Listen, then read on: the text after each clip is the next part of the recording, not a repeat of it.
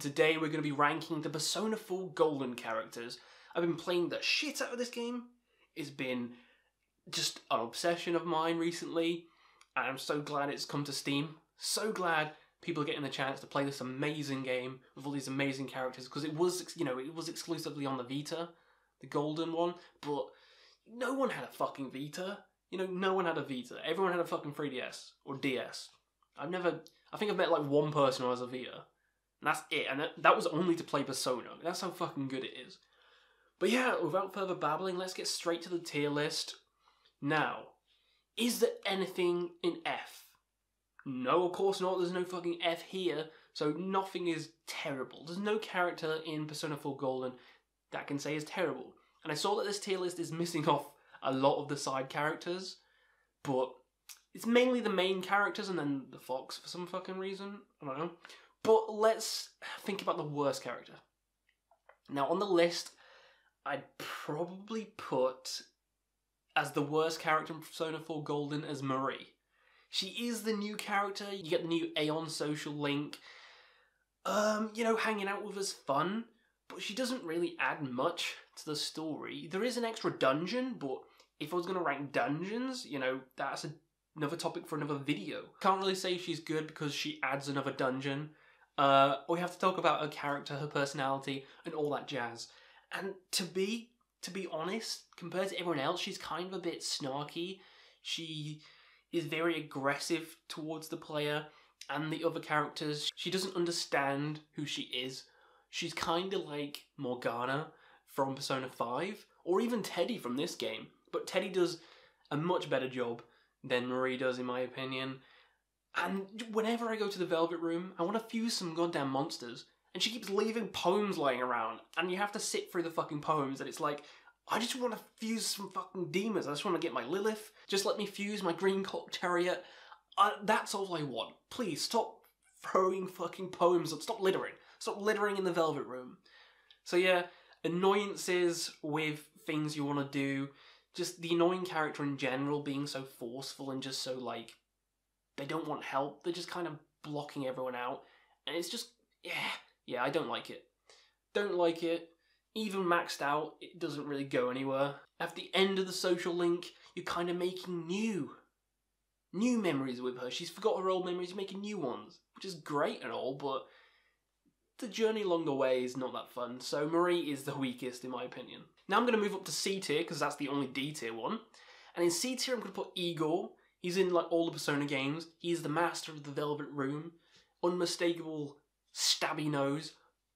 But I mean, he doesn't really have that much character.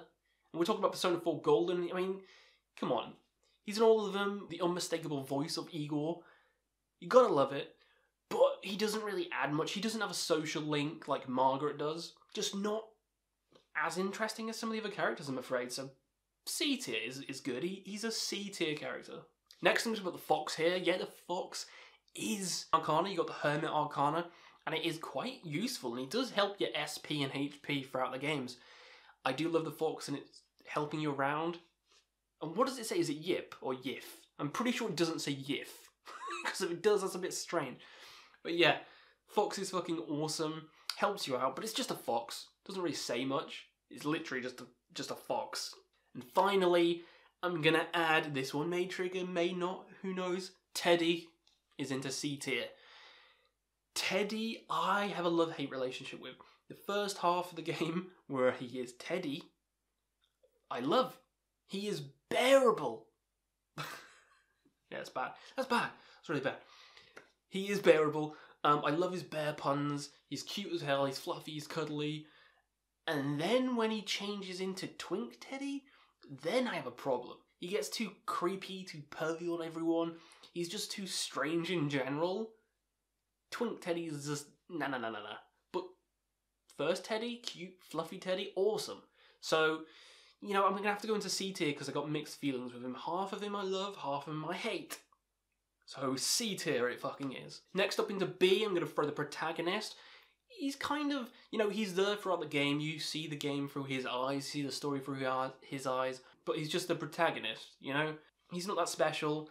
None of the protagonists in any of the Persona games really are as interesting as a lot of the other characters, to be honest, because, you know, voiceless. You choose the dialogue for them, of course, but again, it's voiceless protagonists.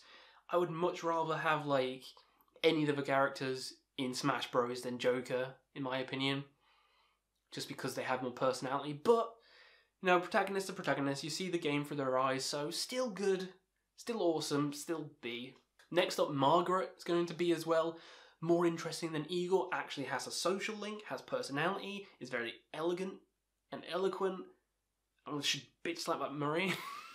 Margaret is awesome. I think she's probably the best mistress of the Velvet Room, in my opinion. She's one of the best mistresses of the Velvet Room. And yeah, I think B is a good place for her. Finally, in B tier, I'm going to throw Yosuke, because him and the protagonist, they have quite an awesome friendship, especially when you get to the max rank of the Arcana, and he start fighting each other. Love it. Yeah, on the max rank, when he says he's actually jelly of you, I thought that was cool. That was a nice little touch. He's human after all. Feelings for when this is, you know, hopefully you've played the fucking games, because I'm spoiling the shit. When Saki dies, which is really early in the game, so, you know, this isn't too much of spoilers. It weighs down on him heavy. You know, it weighs down on him heavy.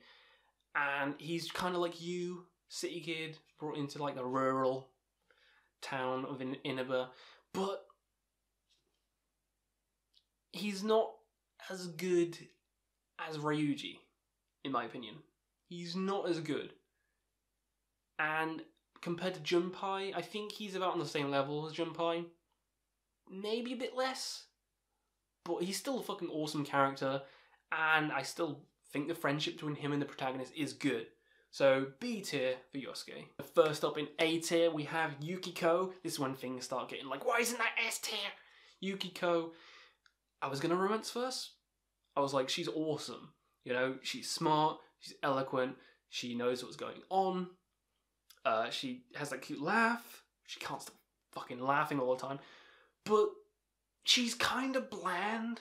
She's kind of bland. So she's going like A- for this one. She's probably the worst compared to the rest of the people. Well, aside from Marie, which compared to the main characters, she's kind of bland. She's kind of like cardboard, but she's cute and interesting. A bland personality, but still a cool character. That moves us on to Chie, who is a fun, boisterous, kind of tomboyish character who loves martial arts and is very loud.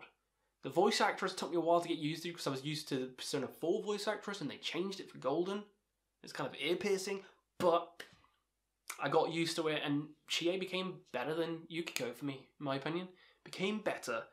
I don't know, it's just, she's more friendly, she's in your face, she's not as reserved, she will punch you. If you steal her noodles, she will punch the crap out of you. Chie takes no shit, and she's just an awesome character all around. So the final person in A tier, that's right, the rest is going to be S. Final person in A tier is Naoto. One of the later characters you get in the game, so you don't have as much time with her compared to the rest of the people, but she's cool. Like an ace detective. She's kind of similar to Makoto in the kind of too smart for her own good sake, but very interesting character, very intriguing. Love the look of her. She's also shy. She's shy as well. Very cool and intriguing character, Naoto.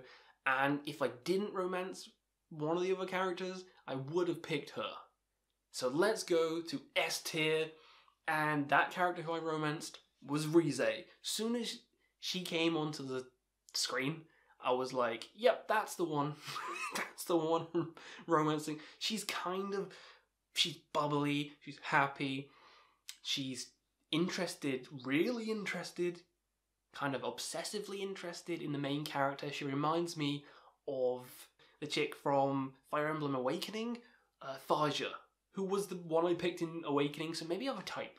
Also the pink-haired girl, Yuno Gaisai, from that anime which completely forgot. I know her name, but not the anime, what the hell? But yeah, the one with the axe and the meme, she's the best character in anime as well, so maybe it's the kind of character that intrigues me more, but love her social link, love the character in general, how bubbly and happy she is. She kind of reminds me of like Anne from Persona 5, awesome character, and they're both lovers as well. They're both in the lover arcana. Both fucking awesome. Yeah, Rize is easily my favourite. Easily my favourite girl. Next up, the greatest guy one, we have Kanji. Kanji's so fucking badass. You know, he's got that medal kind of look, which I love. He doesn't take no shit. He fights off biker gangs, but then he also has this kind of hidden side. He loves making dolls and like sewing and stuff for like these kids, which is adorable. He has such a sweetheart inside with a tough exterior, and his dungeon, when you go in there, it's like a bathhouse, and he keeps thinking he's gay. It's genius. One of the best dungeons in games. I fucking adore it. And he's always confused and conflicted with himself, and he's an interesting character. Interesting, the best Persona guy character you can fucking get. So instant S for Kanji. Amazing character. Next up we got Dojima. Dojima, the dad character, and kind of like the one in Persona 5, I love him as well, but Dojima's way better. Dojima is way fucking better. He struggled with the death of his wife, looking after Nanako by himself. When you come along and you do his social link, it's probably my favourite social link. His and Nanako's are probably my favourite social link, just because that family atmosphere, it just elevates everything. Those story parts are easily my favourites in the game. So Dojima is easily the best character. He's conflicted because he's got all these rumours of you being around all the crime scenes, so he's like, is he actually involved? What am I going to do about that? Because Nanako really loves him as a big bro, I can't arrest him, what's going to happen? And then all these murders that he can't solve. You know, it's amazing. It's amazing. Dojima's an amazing character, and so is Nanako. Love the social link with Nanako as well. Nanako is S tier, easily as fuck. You gotta do the jingle. Every day is great at your Junes. If you don't do the jingle, you have no fucking soul. You have no heart, you have no soul.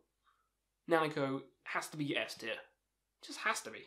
She's independent, she always has to do cooking, cleaning, washing, do the baths, deal with like the mess when Dojima's drunk. You know, she's basically way more mature than a lot of the main characters. Awesome character, easily fucking S, and that brings it to the best character in the game. The best character in the game, Adachi. Come on, it had to be. This is probably the edgelord's choice, but I'm an edgelord, so Adachi is easily SS plus tier. If I could make one SS plus, yeah, let's make it Adachi tier. I'm going to change it to Adachi tier. It's Adachi tier because he is a step above everyone. You meet him, this is a massive spoiler by the way, you meet him, he's a bumbling fool throughout, but he keeps leaving little hints. There's little hints that he's smarter. And you know, when it's revealed, the big reveal happens, this is spoiler again, it turns out he's doing everything. I was like, what? Mind blown. Like, and he's just doing it because he can. Basically, he's amazing. He's absolutely amazing. His social link's fantastic as well. Edgelord, sure, but he's funny. And he's one of the greatest villains. He's way better than any of the villain in Persona 5, way better than anything in Persona 3. Adachi is the greatest, which is why he's tip top of this tier list. Let me know in the comments below your favourite Persona 4 characters. Who's your favourite? Who do you absolutely hate? Because sometimes that's more fun. Let me know in the comments and we'll see you again on another video.